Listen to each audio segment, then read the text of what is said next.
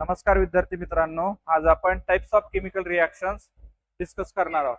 Chemical रिएक्शनचे 4 प्रकार पडतात depending upon the number of reactants and products. Number 1 combination reaction, number 2 decomposition reaction, number 3 displacement reaction आणि number 4 double displacement reaction. अशा 4 reactions आता आपण discuss करणार आहोत. ज्यामध्ये पहिलं कॉम्बिनेशन रिएक्शन.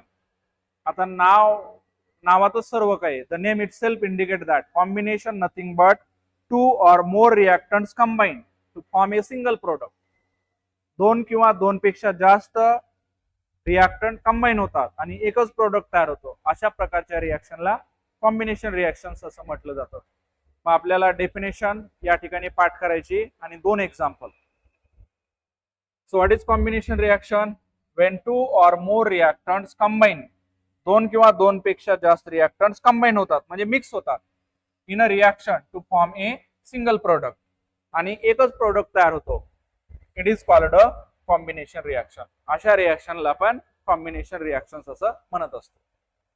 आता फॉर एक्झाम्पल बघा, आपल्या बुक मध्ये 3 रिएक्शन्स दिलेले आहेत. आपल्याला या लक्षात ठेवायचे आहे. ज्यामध्ये पहिलं अमोनिया NH3 हा गॅस आहे, हायड्रोजन क्लोराईड हा पण गॅस आहे. ज्यावेळेस या 2 गॅसला मध्ये रिएक्शन होते त्यावेळेस हे 2 गॅसेस कंबाईन होतात आणि यापासून आपल्याला एक प्रोडक्ट भेटतो. That is nothing but NH4Cl, that is ammonium chloride. हे सॉलिड भेटतं, सॉलिड. या 2 गॅसला मिक्स केल्यानंतर आपल्याला अमोनियम क्लोराईड नावाचं सॉलिड भेटतं. म्हणजे या ठिकाणी हा एक रिएक्टंट आहे, हा एक रिएक्टंट आहे. हे दोघं जण कंबाईन झाले, यापासून आपल्याला एकच प्रोडक्ट भेटला. ओके, म्हणजे कॉम्बिनेशन रिएक्शन. नेहमी लक्षात ठेवा, कॉम्बिनेशन रिएक्शन मध्ये एकच प्रोडक्ट असतो. दुसरं एक्झाम्पल बघा आता. When we burn magnesium strip then it form a powder of magnesium oxide. म्हणजे कसं, हे बघा या ठिकाणी मी रिएक्शन लिहितो. या मॅग्नेशियम स्ट्रिपला आपण जाळलं म्हणजे ऑक्सिजन बरोबर रिएक्शन केली, यापासून आपल्याला तयार होतो मॅग्नेशियम ऑक्साईड ची स्ट्रिप तयार होते, पावडर तयार होतो मॅग्नेशियम ऑक्साईडचं. मॅग्नेशियम ऑक्साईड यामध्ये बघा आता Mg+O2 नॉट MgO2. MgO2 तयार होत नाही, लक्षात ठेवा. मॅग्नेशियम ऑक्साईडचा फॉर्म्युला हा आहे. याच्यात बॅलन्स करत असताना बघा, इथं ऑक्सिजन 2 आहे, इथं एकच आहे, इथं 2 घ्या. मॅग्नेशियम किती झाले? 2. इथं 2 घ्या. ओके, म्हणजे या रिएक्शन मध्ये काय झालं, हा एक रिएक्टंट आहे, हा एक रिएक्टंट आहे. हे 2 रिएक्टंट कंबाईन झाले आणि यापासून आपल्याला एकच प्रोडक्ट भेटलेला आहे. Okay, magnesium oxide. मग तुम्ही म्हणणार सर इथं तर 2 जण आहेत ना. मॅग्नेशियम ऑक्साईडचे 2 मॉलिक्यूल आहेत, लक्षात ठेवा. प्रोडक्ट एकच आहे, मॅग्नेशियम ऑक्साईड. हे दोघं जण कंबाईन झाले, कॉम्बिनेशन रिएक्शन. 2 रिएक्टंट कंबाईन व्हायला लागले आणि एकच प्रोडक्ट तयार व्हायला लागला, कॉम्बिनेशन रिएक्शन. अजून एक एक्झाम्पल बघा. कॅल्शियम ऑक्साईड म्हणजे हा चुना आहे.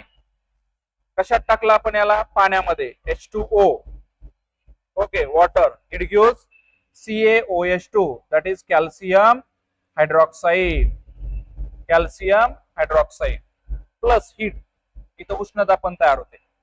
म्हणजे या रिएक्शन मध्ये बघा, हा एक रिएक्टंट आहे, हा एक रिएक्टंट आहे.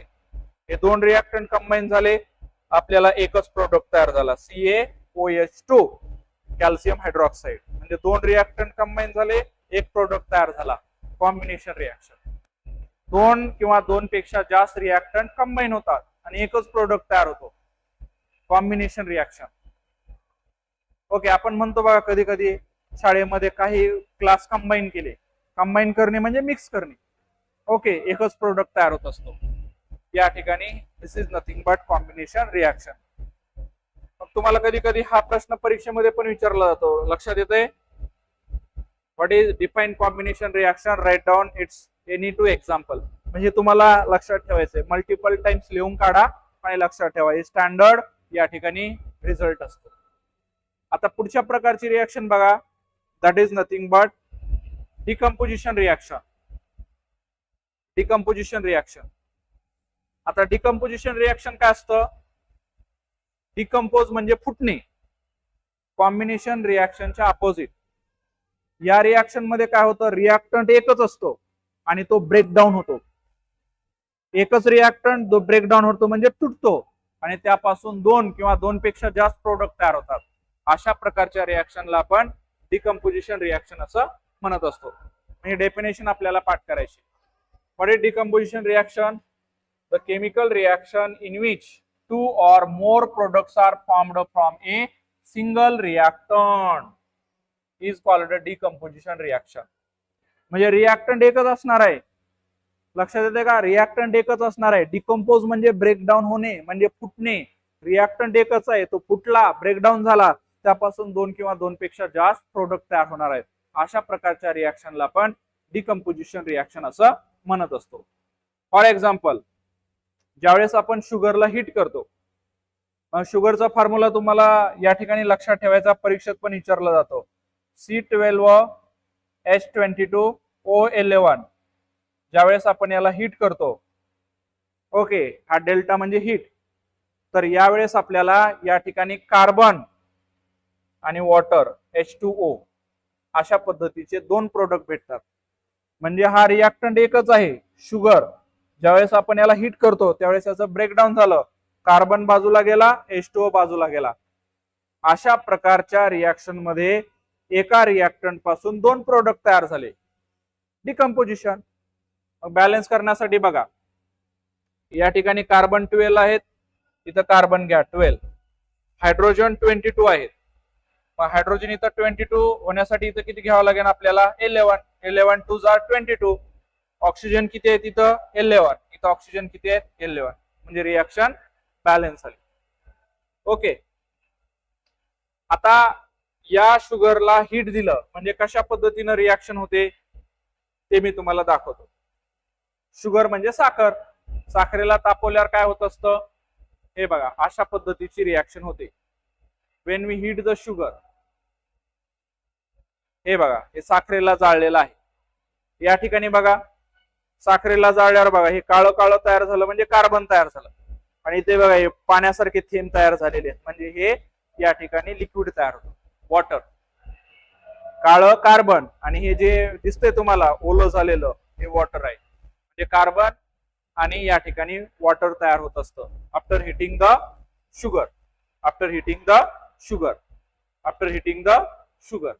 ओके, शुगरला हिट केल्यानंतर या ठिकाणी कार्बन आणि वॉटर तयार होत असतं. म्हणजे एक रिॲक्टंट दोन प्रोडक्ट, एक रिॲक्टंट दोन प्रोडक्ट, डिकम्पोजिशन. मग तुम्हाला लिहून काढायचंय शुगरला हिट केल्यानंतर काय तयार होतं. शुगरला हिट केल्यानंतर काय तयार होतं? मग शुगरचा फॉर्म्युला पण तुमच्या लक्षात असला पाहिजे. काय फॉर्म्युला आहे? C12H22O11. हिट केल्यावर कोण भेटलं? कार्बन आणि वॉटर. अशी जी एक रिॲक्शन आपल्याला या ठिकाणी दिलेली आहे, याला व्हेरी व्हेरी व्हेरी इम्पॉर्टंट करा. ही परीक्षेमध्ये तुम्हाला 3 मार्क्स साठी विचारली जाते. ओके, आता काय दिले बघा याच्यामध्ये. हा कॅल्शियम कार्बोनेट दिलेला आहे. कॅल्शियम कार्बोनेटचा फॉर्म्युला हा CaCO3 आणि याला खालून हीट दिलेली. ओके, मग ज्यावेळेस आपण कॅल्शियम कार्बोनेटला हीट देतो त्यावेळेस काय तयार होतं बघा. CaCO3 हा सॉलिड आहे. ज्यावेळेस आपण याला हीट देतो त्यावेळेस तयार होतं कॅल्शियम ऑक्साईड CaO प्लस या ठिकाणी तयार होतं CO2 हा गॅस. हे सॉलिड असतं, हे पण सॉलिड आहे. म्हणजे पावडर तयार होतं, कॅल्शियम ऑक्साईड म्हणजे चुना तयार होतो साध्या भाषेत, आणि CO2 गॅस तयार होतो. मग हे जे पावडर असतं कॅल्शियम ऑक्साईडचं, लक्षात ठेवा, हे कॅल्शियम ऑक्साईडचं पावडर खालच्या साईडला जमा राहतं या ठिकाणी, आणि तयार झालेला CO2 जो आहे हा CO2 इथून पास होतो. ओके, हा CO2 इथून पास होतो आणि याच्यामध्ये जाऊन मिक्स होतो. कोणामध्ये? लाईम वॉटर मध्ये. हा CO2 गॅस ओके या लाईम वॉटर मध्ये जाऊन मिक्स झाला. म्हणजे इथं पण अजून एक रिॲक्शन होते. इथं रिॲक्शन कशी तयार होते हे बघा. हा जो लाईम वॉटर आहे, लाईम वॉटरचा फॉर्म्युला पण लक्षात असू द्या. CaOH इन ब्रॅकेट 2 हा लाईम वॉटरचा फॉर्म्युला आहे. मग हा CO2 गॅस लाईम वॉटर मध्ये गेला. मग कशा पद्धतीनं रिॲक्शन होते? CaOH taken twice. ओके, हा कोण आहे? Lime water. हा आहे लाईम वॉटर. हा लाईम वॉटर कोणाबरोबर मिक्स झाला? CO2 गॅस बरोबर. हा CO2 gas, carbon dioxide gas. then it form then it form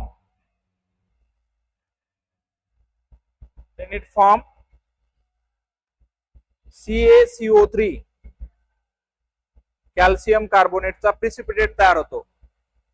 okay, plus H2O. तयार झालेला हा कॅल्शियम कार्बोनेट जो असतो याचा कलर मिल्की असतो.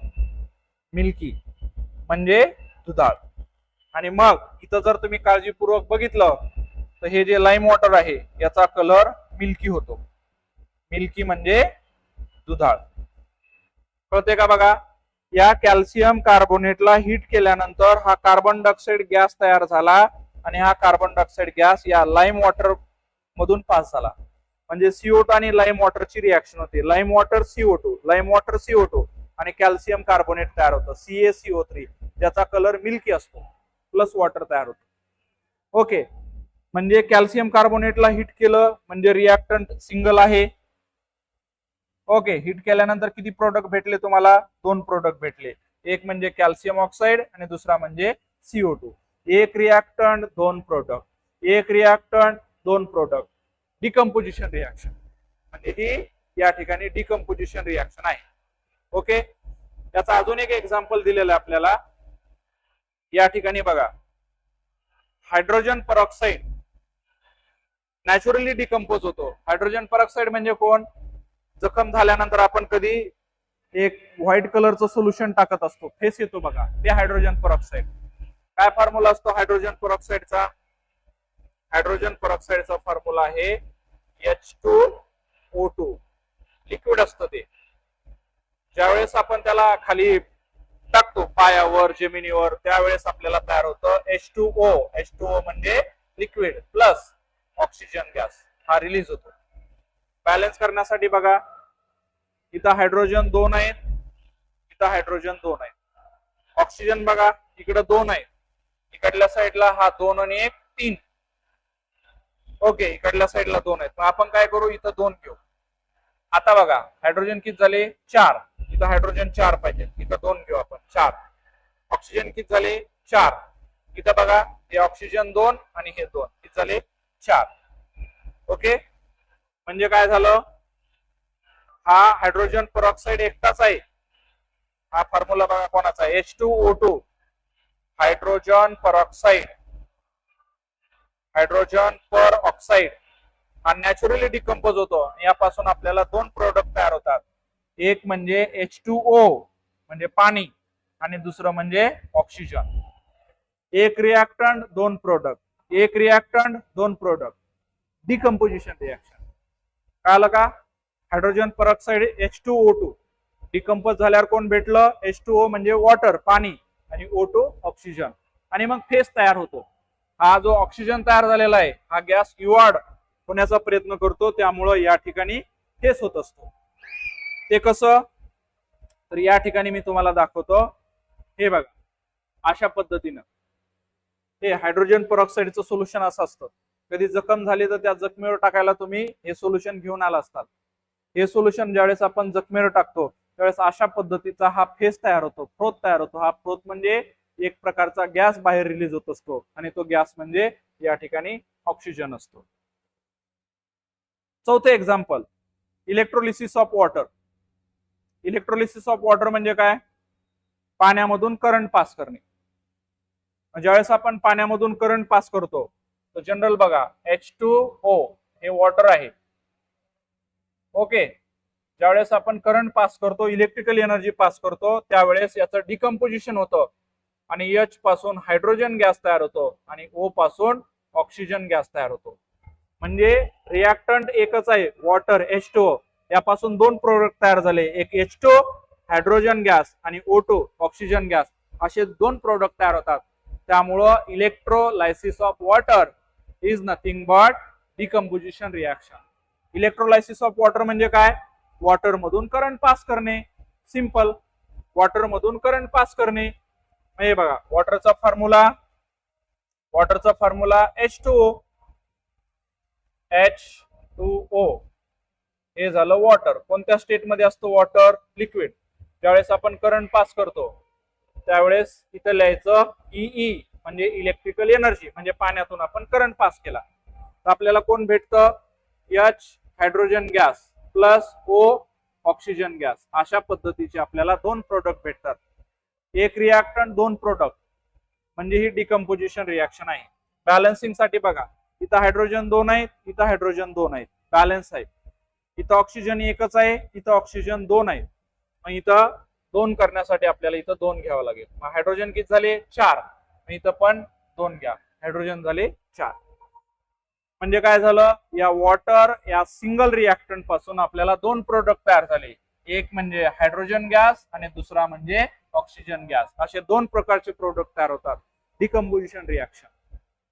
एक रिएक्टंट, 2 प्रोडक्ट, एक रिएक्टंट, 2 प्रोडक्ट, म्हणजेच decomposition reaction. Nothing but decomposition reaction. अशा पद्धतीने तुम्हाला आपण काही एक्झाम्पल घेतलेले आहेत, ते तुम्हाला लक्षात ठेवायचे आहे. ओके. आता याच्यानंतर आपण पुढे 3rd नंबरची रिएक्शन बघणार आहोत. That is nothing but displacement reaction. Displacement reaction.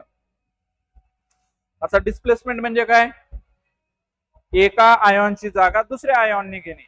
Ion आपण खो खो खेळत असताना बघितलं असेल, आपण खो देतो, तो खेळाडू निघून जातो, त्याच्या जागेवर दुसरा बसतो. मग या रिएक्शन मध्ये पण तेच होतं. लेस रिएक्टिव्ह आयॉन्सची जागा मोर रिएक्टिव्ह आयॉन्स घेतो. लेस रिएक्टिव्ह आयॉन्सच्या जागेवर मोर रिएक्टिव्ह आयॉन्स जातो. त्याला आपण डिस्प्लेसमेंट रिएक्शन असं म्हणत असतो. बघा कसं? The reaction in which the place of ions of less reactive element in a compound is taken by another more reactive element by formation of its own ion is called as displacement reaction. साध्या भाषेत definition कशी लिहू शकता तुम्ही?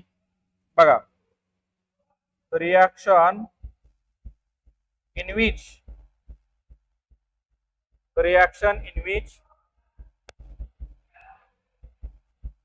the place of less reactive ion, the place of less reactive ion, the place of less reactive ion from its compound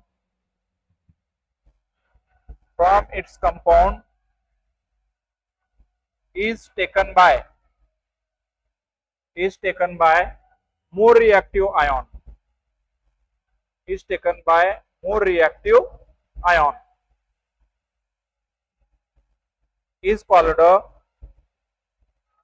displacement reaction, is called a displacement reaction. आपण त्याला displacement reaction असं म्हणत असतो. लक्षात येत आहे? लेस रिएक्टिव्ह आयॉनची जागा मोर reactive ions घेतो. लेस रिएक्टिव्ह आयॉनची जागा मोर रिएक्टिव्ह आयॉन्स घेतो. ओके, अशा रिएक्शनला आपण डिस्प्लेसमेंट रिएक्शन असं म्हणत असतो. मग ही डेफिनेशन तुम्हाला लक्षात ठेवायची. कसं? तर या ठिकाणी बघा, आता या रिएक्शन मध्ये काय दिलेलं आहे तुम्हाला? कॉपर सल्फेट सोल्युशन ऍक्वियस आहे प्लस फेरस. तर हा जो फेरस असतो ना, हा मोर रिएक्टिव्ह आहे. हा काय करतो? कॉपरला रिप्लेस करतो. फेरस हा मोर रिएक्टिव्ह आहे कॉपर पेक्षा. मग कॉपर बाजूला जातो आणि या ठिकाणी तयार होतं फेरस सल्फेट आणि इथं तयार होतं कॉपर. हे ऍक्वियस सोल्युशन AQ आणि हे सॉलिड. या रिएक्शन मध्ये काय होतं? हा लीड मोर रिएक्टिव्ह आहे, त्यामुळं हा कॉपरची जागा घेतो बाय फॉर्मेशन ऑफ आयॉन्स. कॉपरच्या जागेवर गेल्यावर कोण तयार होतं? इथं लीड सल्फेट प्लस हा बाजूला कॉपर जातो. हे कोण आहे? ऍक्वियस. हे कोण आहे? सॉलिड. अशा पद्धतीनं रिएक्शन होते. तुम्ही कसं समजणार? सर हा मोर रिएक्टिव्ह आहे, या कॉपर पेक्षा, तर आपल्याकडे एक रिएक्टिव्हिटी सिरीज आहे. त्या रिएक्टिव्हिटी सिरीज नुसार आपल्याला या ठिकाणी कळत असतं. ते आपण पुढे डिस्कस करणार आहोत. तरी मी तुम्हाला शॉर्ट मध्ये सांगतो त्याला कसं लक्षात ठेवायचं. काकाचं नालायक कार्ट मागून आलं, सिंग फेकून पबजी खेळायला गेलं, सो कुमारी हायगर झाली अँग्री सोन्याला पाहून. अशा पद्धतीनं आपण एलिमेंटला अरेंज करू शकतो. म्हणजे काय, काकाचं म्हणजे पोटॅशियम, नालायक म्हणजे Na सोडियम, कार्ट म्हणजे कॅल्शियम Ca, मागून म्हणजे Mg मॅग्नेशियम, आलं म्हणजे अल्युमिनियम, झिंक फेकून म्हणजे Fe आयरन, पबजी खेळायला गेलं म्हणजे Pb म्हणजे लीड, Cu म्हणजे कॉपर, कुमारी हायगर म्हणजे Hg मर्क्युरी, अँग्री म्हणजे Ag सिल्वर आणि Au सोनं गोल्ड. तर लक्षात ठेवा, वरून खाली जात असताना रिएक्टिव्हिटी डिक्रीज होत असते. रिएक्टिव्हिटी डिक्रीजेस. रिएक्टिव्हिटी डिक्रीजेस म्हणजे आपण जर कॉपर बघितला, हा सगळ्यात खालच्या साईडला आहे, हा लेस रिएक्टिव्ह आहे. मग याच्या वरचे हे सगळे मोर रिएक्टिव्ह आहेत. लक्षात ठेवा, हे सगळे मोर रिएक्टिव्ह आहे. म्हणजे कॉपर पेक्षा लीड मोर रिएक्टिव्ह आहे. त्यामुळे हा लीड कॉपरची जागा घेतो. हा फेरस बघा आयरन, हा सुद्धा वर असल्यामुळे कॉपरच्या मोर रिएक्टिव्ह आहे. त्यामुळे फेरस हा कॉपरची जागा घेतो बाय फॉर्मेशन ऑफ आयॉन्स. हा पण आयॉन तयार करतो, हा पण आयॉन करतो, दोघं एकमेकाच्या जाग्यावर जातात. नेहमी लक्षात ठेवा, more reactive ions take the place of less reactive ion. कारण कधी लक्षात ठेवा, कोण कोणाची जागा घेऊ शकतो, ज्याची जास्त ताकद आहे तो त्या ताकदीचा उपयोग करून कमी ताकद असलेल्या व्यक्तीला बाजूला सरकून त्याच्या जागेवर जाऊ शकतो. लक्षात येते का? ज्याची ताकद जास्त आहे, एखाद्या व्यक्तीची ताकद जास्त आहे, तर त्या ताकदीचा उपयोग करून तो व्यक्ती कमी ताकद असलेल्या व्यक्तीला बाजूला करून त्याच्या जागेवर जाऊ शकतो. कमी ताकदीवाला व्यक्ती जास्त ताकद असलेल्या व्यक्तीला नाही बाजूला सरकू शकत. लक्षात येते ना? तसं more reactive elements, more reactive ions always take the place of less reactive ion. More reactive ion हा लेस रिएक्टिव्ह आयॉनची जागा घेत असतो. मग मोर रिएक्टिव्ह आयॉन्स कसं ओळखायचं हे बघा, मी तुम्हाला सिरीज लिहिलेली आहे. सगळ्यात जास्त पोटॅशियम रिएक्टिव्ह आहे, त्याच्यानंतर सोडियम, त्याच्यानंतर calcium, magnesium, aluminium, zinc, ferrous, lead, copper, mercury, silver आणि गोल्ड. गोल्ड सगळ्यात लेस रिएक्टिव्ह आहे. अशा पद्धतीनं फेरस मोर रिएक्टिव्ह आहे कॉपर पेक्षा, त्यामुळे फेरस कॉपरच्या जागेवर जातो bye formation of ions. Fe++, Cu++, हा याच्या जागेवर जातो. Cu++, Pb++ हा याच्या जागेवर जातो. लक्षात येतंय? Reaction in which more reactive ions, reaction in which more reactive ions take the place of less reactive ions from its compound is called a displacement reaction. Okay, आता याच्यानंतर पुढची बघा, double displacement reaction. Double displacement reaction मध्ये काय होतं? The reaction in which the ions of the reactants are exchanged to form precipitate. Precipitate म्हणजे गाळ. Reactant मधल्या आयॉन्सची एक्सचेंज होते आणि प्रिसिपिटेट तयार होतो. Is called double displacement reaction. मग नेहमी लक्षात ठेवा, डबल डिस्प्लेसमेंट रिएक्शन मध्ये या ठिकाणी प्रिसिपिटेट तयार होत असतो, गाळ तयार होत असतो, आयॉन्सची एक्सचेंज होत असते. ओके, म्हणजे कसं, आता एक तुम्हाला या ठिकाणी ऍक्टिव्हिटी दिलेली आहे. पोटॅशियम क्रोमेट नावाचा एक पदार्थ आहे ज्याचा फॉर्म्युला K2CrO4 आहे. याला काय केलेलं आहे? सोल्युशन ऑफ बॅरियम सल्फेट मध्ये ऍड केलेलं आहे. ओके, मग कशा पद्धतीने रिएक्शन होते? तर ही रिएक्शन स्टँडर्ड आहे, त्यामुळे तुम्हाला ती लक्षात ठेवावी लागेल. बघा, potassium chromate K2CrO4, potassium chromate potassium chromate plus कोणामध्ये टाकला, बॅरियम सल्फेटच्या सोल्युशन मध्ये. बॅरियम सल्फेट BaSO4 हे सल्फेट आहे, AQ कोण आहे, बॅरियम सल्फेट. ओके, याच्या सोल्युशन मध्ये टाकलं. आता हे दोघं रिॲक्टंट आहेत. मग या रिॲक्टंटचे आयॉन कसे आहेत, तर हे बघा K plus CrO4 minus minus, Ba plus plus SO4 minus minus, अशा पद्धतीने याचे आयॉन्स आहेत. आता आयॉनची एक्सचेंज होते म्हणजे कसं, हा जो प्लस असतो याच्या मायनस बरोबर जातो. हे बघा, म्हणजे हे दोघ जण एकत्र येतात. कोण तयार होणार, K2SO4 म्हणजे कोण, potassium sulphate. Potassium sulphate. Okay, आता परत काय होतं, हा जो बॅरियम आहे हा प्लस दुसऱ्याच्या मायनस बरोबर जातो, CrO4 मायनस. मग कोण तयार होणार, BaCrO4 म्हणजे कोण तयार झाला, बॅरियम क्रोमेट. बॅरियम क्रोमेट तयार झाला आणि हा प्रिसिपिटेट तयार होतो, गाळ तयार होतो. बॅरियम क्रोमेटचा प्रिसिपिटेट गाळ तयार होतो, ज्याचा कलर या ठिकाणी येल्लो असतो. येल्लो, लाल रंगाचा बॅरियम क्रोमेट तयार होतो. या ठिकाणी काय झालं, आयॉनची एक्सचेंज झाली, याचा प्लस याचा मायनस, याचा प्लस याचा मायनस, म्हणजे आयॉन्सची या ठिकाणी एक्सचेंज होत असते. आणि एक जण प्रिसिपिटेट तयार होतो. कोणता प्रिसिपिटेट तयार होतो, ही स्टँडर्ड रिॲक्शन असते, तुम्हाला लक्षात ठेवावी लागते. या रिॲक्शन मध्ये बॅरियम क्रोमेटचा या ठिकाणी प्रिसिपिटेट तयार होतो. या रिॲक्शन वर तुम्हाला काही क्वेश्चन्स पण दिलेले आहेत, जे परीक्षेला पण विचारले जातात. पहिला question, what is the colour of the precipitate formed. या रिॲक्शन मध्ये तयार झालेल्या प्रिसिपिटेटचा कलर काय असणार, तर answer yellow. Second, write the names of the precipitate. त्या प्रिसिपिटेटचं नाव लिहा. हे बघा, खाली जाणाऱ्या एरोना आपण दाखवलेला आहे. Barium chromate is the name of precipitate formed. Third, write down the balanced equation for this reaction. हे बघा, हे इक्वेशन लिहून काढायचं, हे जशाला तसं.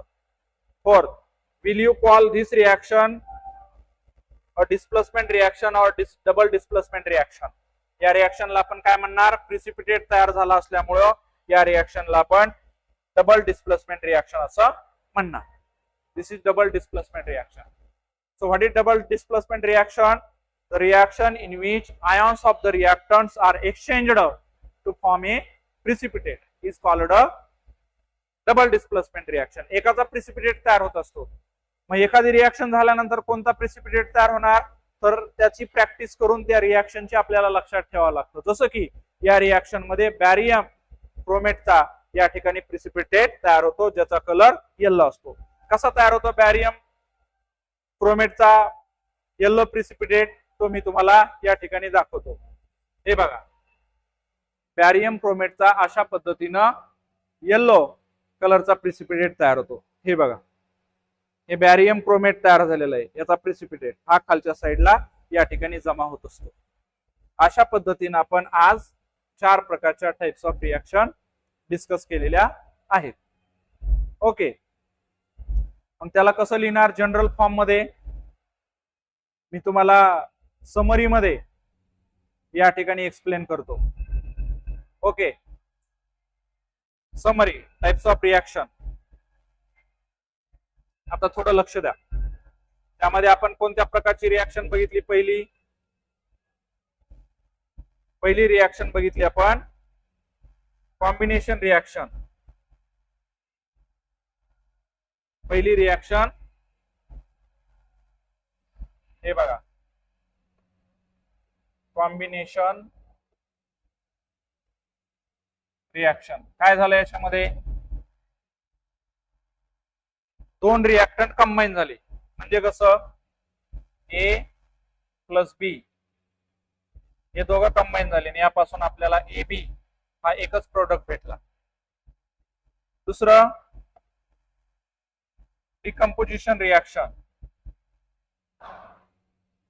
Decomposition reaction. या रिएक्शन मध्ये काय झालं, एकच प्रोडक्ट होता ए बी, हा फुटला आणि यापासून दोन प्रोडक्ट तयार झाले, A plus B. Third, displacement reaction. General reaction आपण डिस्कस करत आहोत. डिस्प्लेसमेंट रिएक्शन मध्ये काय झालं, फॉर एक्झाम्पल हा ए बी असेल प्लस हा सी. या ठिकाणी काय होतं, ए plus B minus C plus. तर हा सी प्लस हा ए प्लसच्या जागेवर जातो आणि कोण तयार झालं, सी बी प्लस ए. म्हणजे कोणी कोणाची जागा घेतली, या सी ने ए ची जागा घेतली.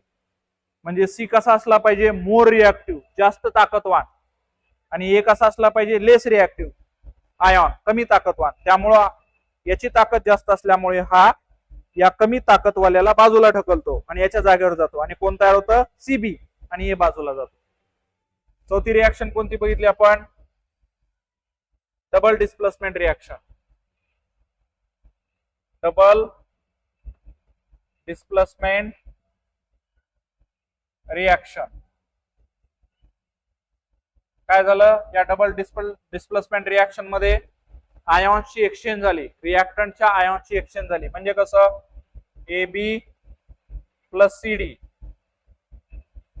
हे दोन reactant, A plus B minus C plus D minus असे आयॉन्स आहेत. मग या रिएक्टंटचा हा ए प्लस याच्या मायनस बरोबर जातो आणि याचा प्लस याच्या मायनस बरोबर जातो. आयॉनची एक्सचेंज होते आणि कोण तयार होतं, एडी याचा प्लस याचा मायनस प्लस याचा प्लस याचा मायनस म्हणजे सीबी. अशा पद्धतीचे आयॉनची एक्सचेंज तयार होते आणि दोघांपैकी एक जण कोणीतरी प्रिसिपिटेट तयार होतं. प्रिसिपिटेट म्हणजे गाळ. अशा रिएक्शनला आपण डिकम्पोजिशन रिएक्शन असं म्हणत असतो. अशा पद्धतीच्या या चार रिएक्शन्स आहेत, हे त्यांचे जनरल इक्वेशन्स. माझा तुम्हाला एक्सरसाइज मध्ये सगळ्यात शेवटचा क्वेश्चन दिलेला आहे की कोणत्या प्रकारची रिएक्शन आहे ते ओळखा, आयडेंटिफाय करा. अशा पद्धतीचा तुम्हाला क्वेश्चन दिलेला आहे, क्वेश्चन नंबर 9, जो की इथं मी दाखवत आहे.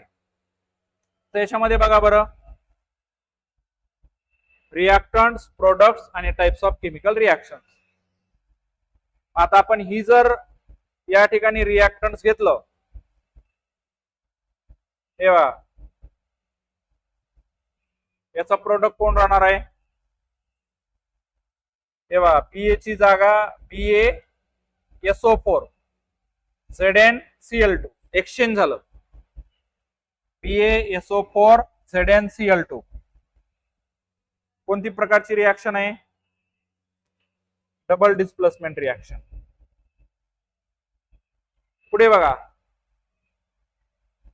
2AgCl हा एकच रिएक्टंट आहे, हा फुटला आणि कोण तयार झालं, 2Ag प्लस Cl2. एक रिएक्टंट दोन प्रोडक्ट म्हणजे डिकम्पोजिशन रिएक्शन. हे बघा, हे decomposition reaction. Third, CuSO4 plus Fe. यामध्ये काय होतं, Fe हा Cu ची जागा घेतो. म्हणजे कोण तयार झालं, FeSO4 प्लस Cu. Fe ने कोणाची जागा घेतली, Cu ची, म्हणून कोण तयार झालं, FeSO4 प्लस Cu. कोणत्या प्रकारची रिएक्शन, डिस्प्लेसमेंट रिएक्शन. आणि शेवटी बघा, H2O प्लस CO2 हे दोन रिएक्टंट आहेत, हे दोघं कंबाईन झाले आणि एकच आपल्याला प्रोडक्ट भेटला, H2CO3. हे दोघं जण कंबाईन झाले, दोघं जण मिक्स झाले. ओके, मग कोणत्या प्रकारची रिएक्शन, कॉम्बिनेशन रिएक्शन. ओके, अशा पद्धतीचा तुम्हाला प्रश्न परीक्षेमध्ये 2-3 मार्क्ससाठी विचारला जातो. ओके, तर अशा पद्धतीनं these are the 4 types of chemical reactions based on number of reactants and products. Okay, thank you.